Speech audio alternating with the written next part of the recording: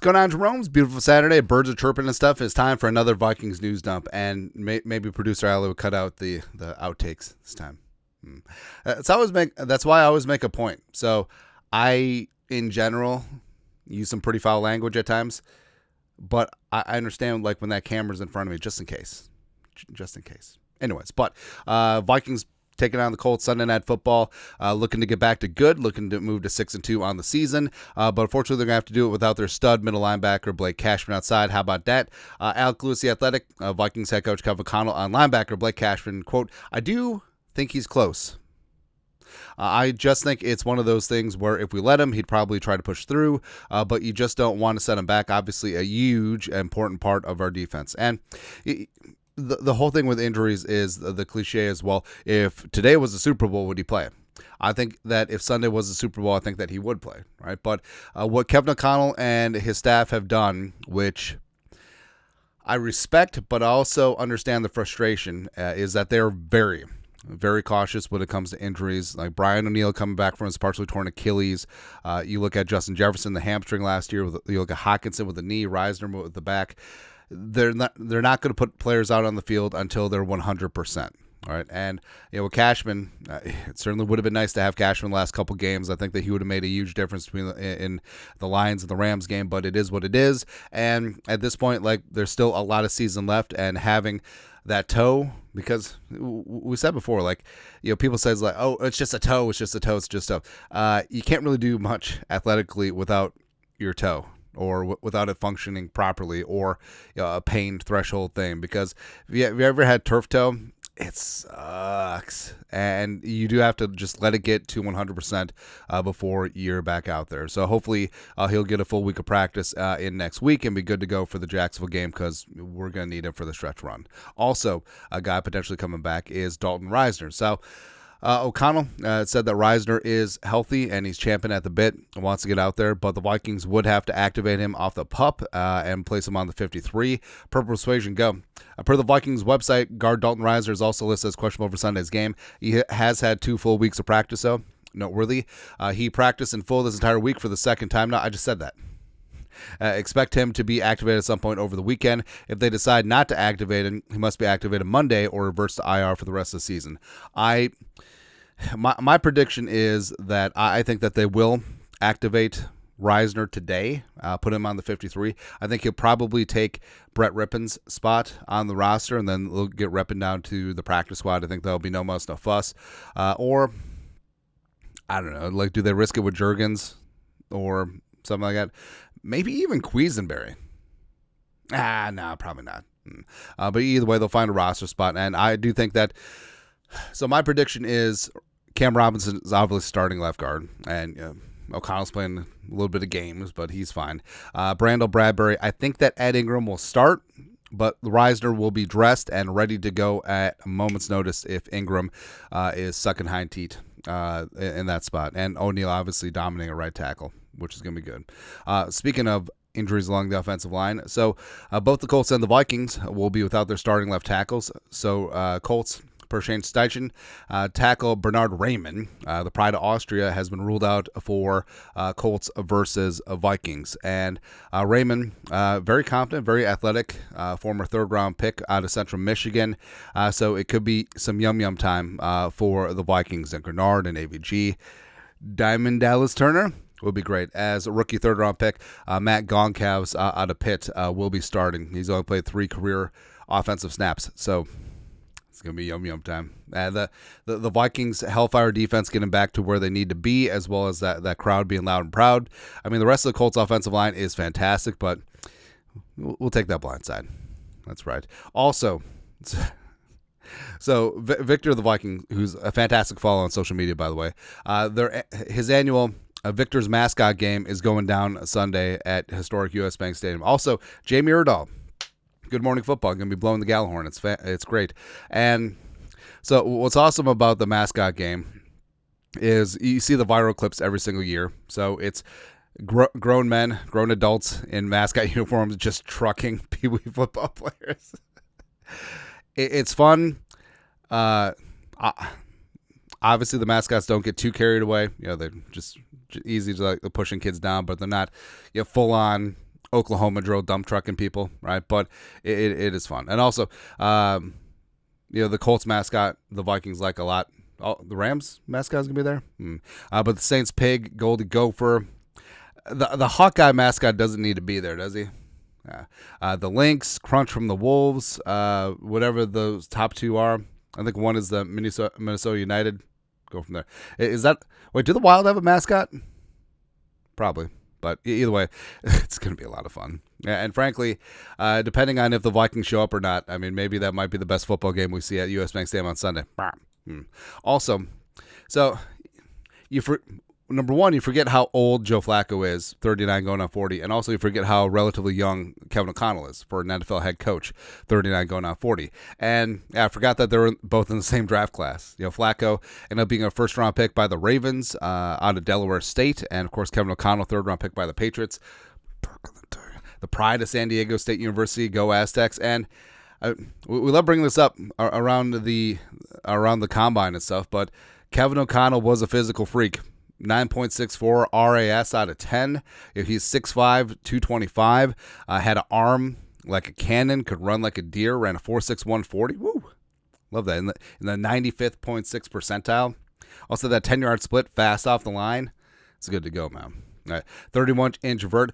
I feel like Kevin O'Connell could play some mean like pickup basketball. Like intramural San Diego State basketball. I mean, he's 6'5", 225.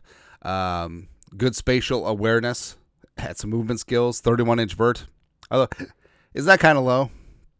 I say this as a 5'7" guy who maybe has like a 20-inch vert from back in the day. I don't know, but it's fun. Also, you just love the eras of things. Where I mean, this was 2008, so baggy shirts were in. Sponsored by Reebok at the time, right? Now guys are wearing that no bull, like basically painted on spandex, and also Kevin O'Connell rocking the frosted tips. Whoa! Just needs a puka shell necklace. Although he might boycott the puka shell necklaces now that Puka just completely came in and destroyed the Vikings, and then just like my knee again, which is great. Yeah,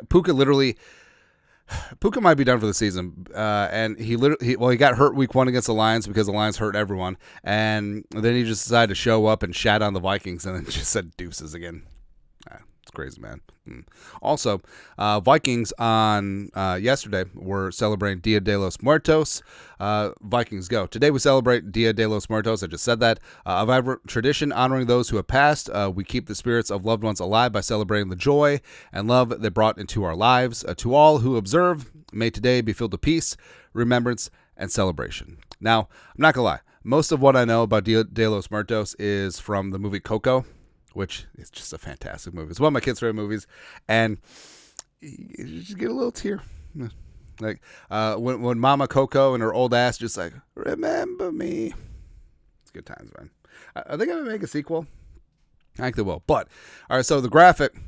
I'm not usually a stickler for these things, and yeah, I feel like if you spend your life going around being offended, especially for other people, it's just like, But I do like pointing out funny things. So the cutout of the decoration, right? So Dia de los Muertos is a widespread Mexican holiday, and they got the sombrero, which is great, and also the Aaron Jones jersey right there, because Aaron Jones, who is not Mexican, but born and raised El Paso, the pride of UTEP, wears sombrero as an honor to where he was born and raised. Respect that. But it's really funny. I mean, you have Levi Drake Rodriguez on the rooster, who's literally a Mexican American, and it's just like, hey, we're just gonna go with the guy who always wears a sombrero.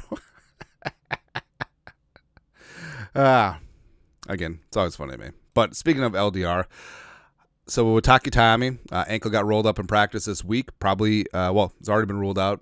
So Kevin O'Connell said that probably Levi Drake Rodriguez is finally going to make his NFL debut. Now, he's been a healthy scratch throughout the season so far, but The Vikings, they need that interior pass rush, and hopefully they'll get it. But Will Raggett's hedged expectations a little bit. I understand being excited to see Levi Rodriguez's debut, but I think we should temper expectations. Lowered expectations. He's a 7th-round rookie who's been a healthy scratch behind multiple UDFAs. He might play 5 to 10 snaps, so that just means 5 to 10 sacks. That's all I hear. That's all I hear, man. He's not going to fix the Vikings' issues with interior pressure. It'd be a lot cooler if he did, though.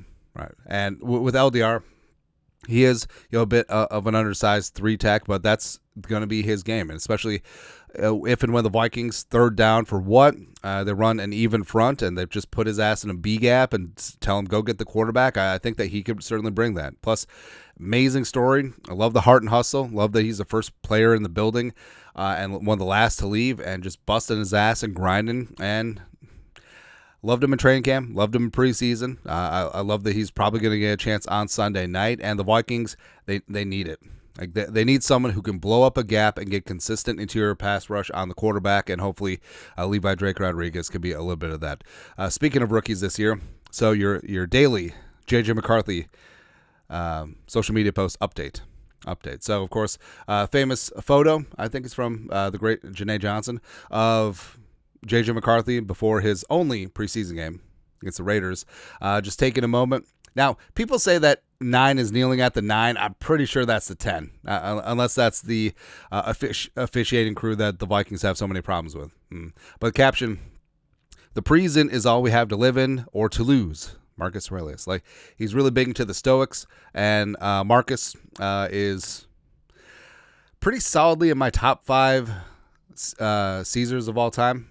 So for me, Trajan's 1 because I mean, who doesn't like the most militaristic Caesar?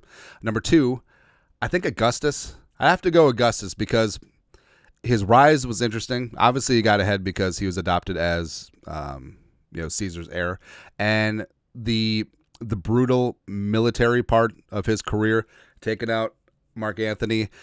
Yeah, a big part of his military success was due to Agrippa, but then full Machiavellian, just completely clearing things out, and then just completely, basically running PR, historical whitewashing of his reign.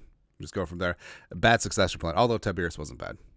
Let's see, number 3, probably Hadrian. I mean, you have to put the regular, Caesar in there, although he wasn't technically an emperor. Doesn't matter. And then Marcus Aurelius in there as well. I would actually throw Domitian in there, although that's kind of unpopular. But I just feel like from a bureaucratic administration standpoint, I mean, come on.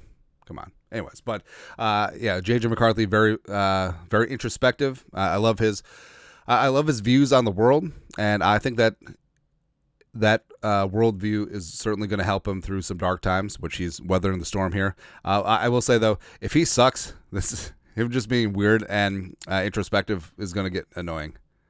But he's not going to suck, so that's a moot point.